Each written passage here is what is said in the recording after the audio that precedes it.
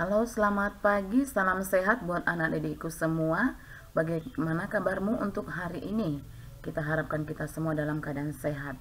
Baik, untuk anak didikku, kita kembali melakukan pembelajaran secara daring ya. Namun terlebih dahulu kita buka dengan doa. Marilah kita berdoa dalam nama Bapa, Putra, dan Roh Kudus. Amin.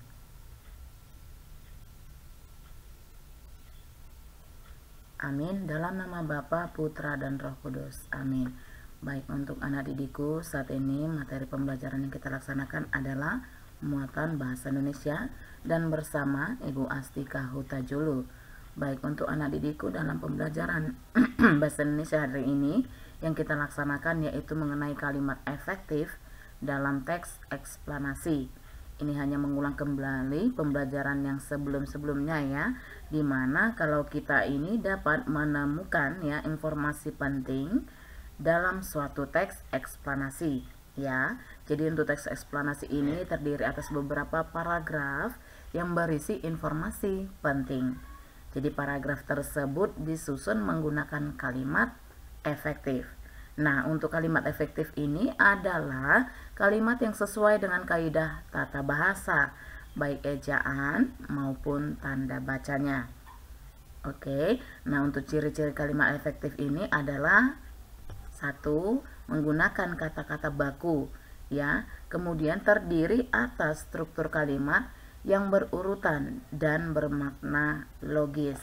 Baik, untuk ini jikalau kita mengulang kembali ya, seperti yang Ibu ingatkan tadi, untuk menyusun kata-kata baku ya.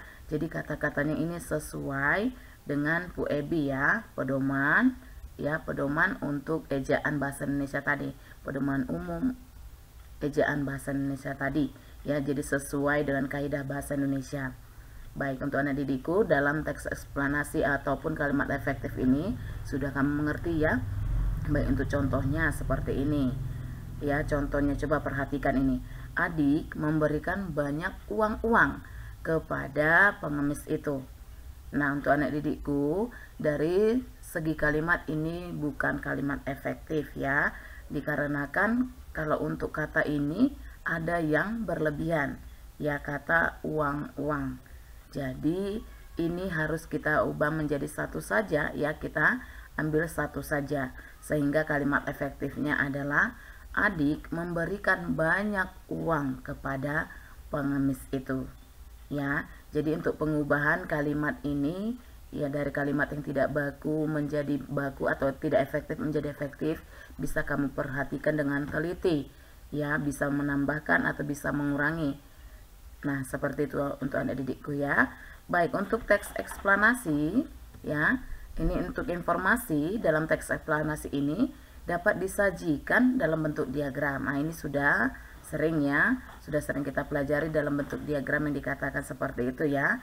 Ya, jadi informasi yang disajikan dapat diambil dari kalimat utama setiap paragraf.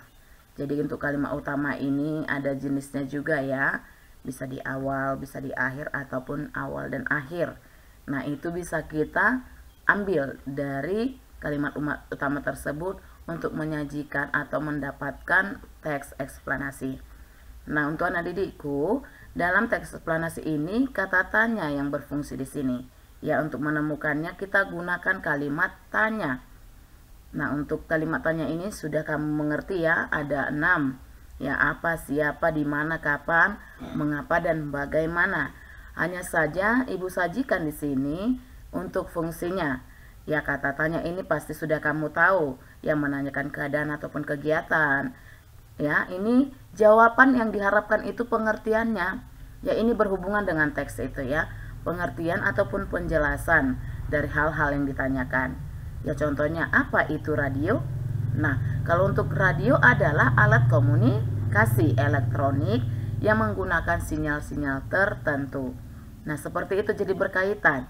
Kemudian siapa? Menanyakan pelaku ya yang terkait dalam teks tersebut ya, orang atau pelaku peristiwa tersebut. Siapa yang menemukan radio? Jadi ini yang kita hubungkan dengan penemuan-penemuan ya. Nah, seperti itu anak didikku. Kapan? Menanyakan waktu terjadinya. Di mana? Menanyakan tempat. Mengapa? Menanyakan alasan terjadinya. Dan bagaimana? Menanyakan cara atau proses berlangsungnya.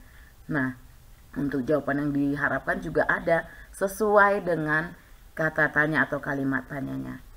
Nah, ini nanti bisa kamu perhatikan ya untuk anak didikku semua.